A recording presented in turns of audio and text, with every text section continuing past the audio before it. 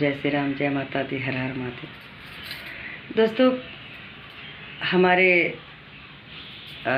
धरती पर पूरे दुनिया में जितने माता पिता हैं, चाहे अमीर घर से माँ हो चाहे गरीब घर से माँ हो, माँ तो माँ होती है।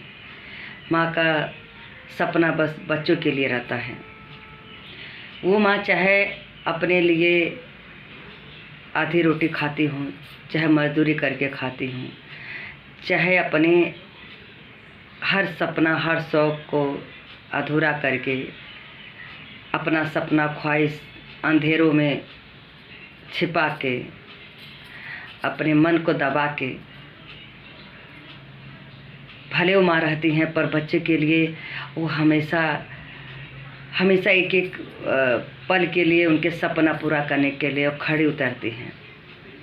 और बच्चे का सपना पूरा भी हो जाता है, चाहे वो बेटी हो या बेटा हो, मतलब दोनों के लिए हर माँ यही चाहती हैं कि बस हमारे बच्चे का सपना पूरा हो। कोई भी माँ हो अपनी तकलीफ़ झेल लेते, लेकिन बच्चों की आंखों में आंसू नहीं देख सकती हैं। बहुत ऐसे हमारे माता पिता हैं जो ये मालूम होने भी नहीं देते हैं, एहसास करने भी नहीं देते हैं कि मतलब हम कहाँ से करें, कैसे करें। बस बच्चे का सपना पूरा होता रहता है।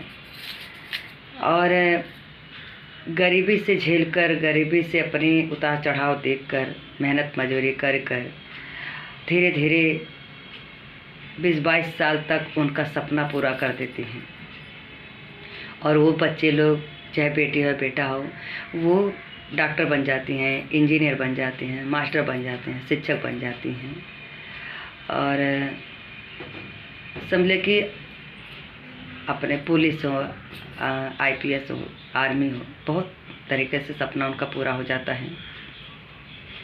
पर जब हर माँ बाप ये सोचते हैं कि चलो हमारी बेटी का सपना पूरा हो गया है, उस लायक हो गए, जब वो सपनों की दुनिया देखती हैं कि चलो हम चाहे जैसे अपनी गरीबी निकालिए, पर हमारी बेटी उस लायक है, जो अपने उजाला की किरण देखती हैं, आशा देखती हैं कि अब हमारे घर में जरूर दिन बदलेगा, वो दिन लौटेगा। पर माँ बाप को ये पता नहीं रहता है कि हमारी बेटी उस लायक बन गई है, तो उनके आगे पीछे परिंदे भी घूमते होंगे। जब बेटी सुबह का निकलती है, शाम को आती हैं, तो माँ बाप डर जाती हैं कि हमारे बच्चे कहाँ है, कैसी हैं। सपना पूरा भी हो जाता है, उनके गरीबी सफल लाती है, रंग लाती है। चाहे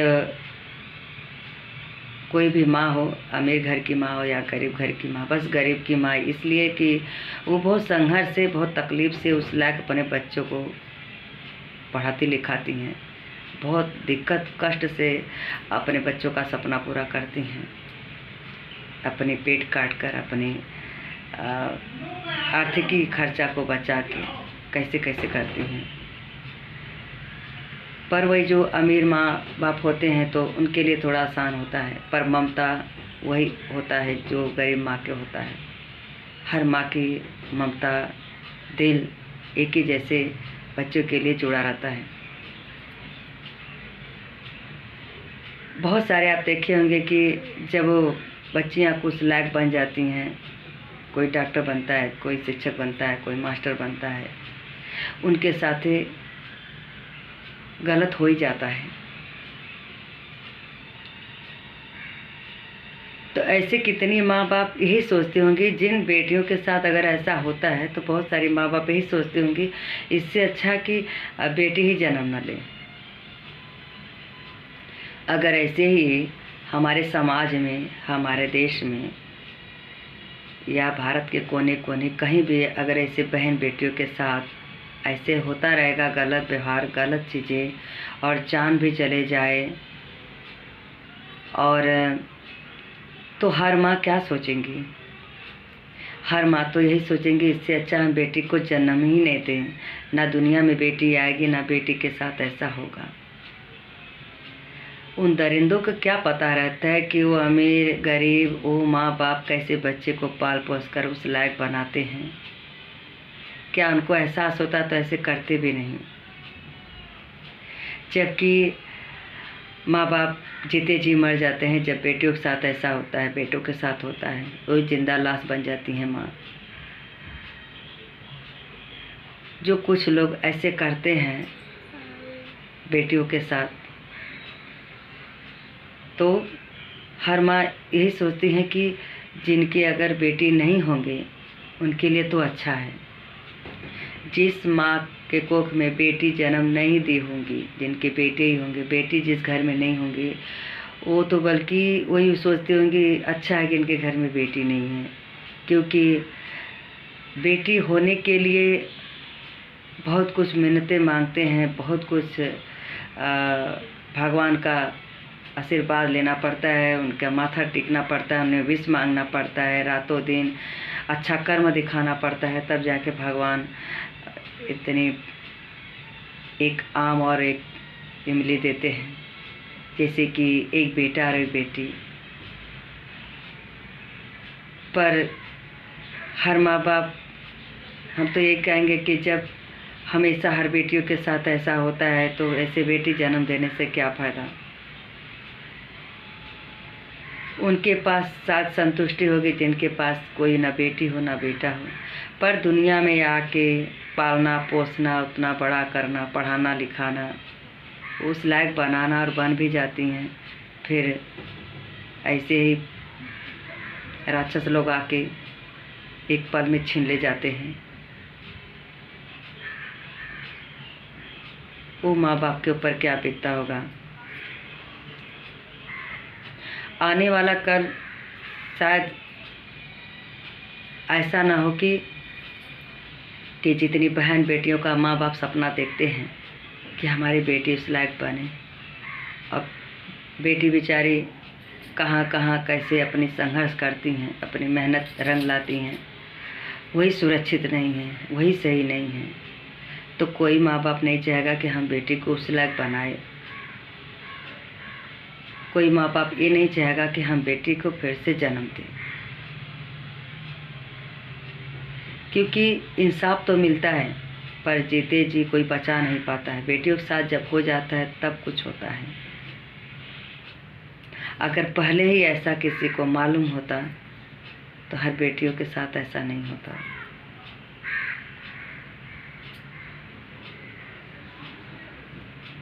जो हमारा दिल कहता है, अनुभव कहता है, हम वही बोलते हैं। इसलिए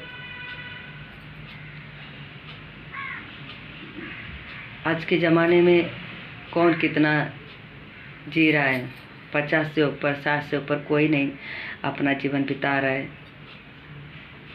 उतना ही धरती पर हो रहा है। इसके बाद तो अनेक प्रकार की बीमारी होती हैं जो भगवान ही लेकर चले जाते हैं। पर जो भगवान नहीं चाहते, जो भगवान लेकर नहीं जाते हैं, वो इंसान नहीं रहने देते। पता है आज की दुनिया में जानवर से ज़्यादा इंसानों में डर बैठ गया है। लाखों करोड़ों में कुछ ऐसे हैं, कुछ ऐसे दरिंदगी लड़कियां घूम रही हैं, कुछ लोग, अब कुछ ऐसे दरिंदे लड़के हैं जो परी के भेष में राक्षसन घूम रही हैं और इंसान के भेष में राक्षस घूम रहे हैं। ऐसे लोग पता नहीं कहाँ से कैसे बन जाते हैं, क्यों बन जाते हैं तो समझ में नहीं आता।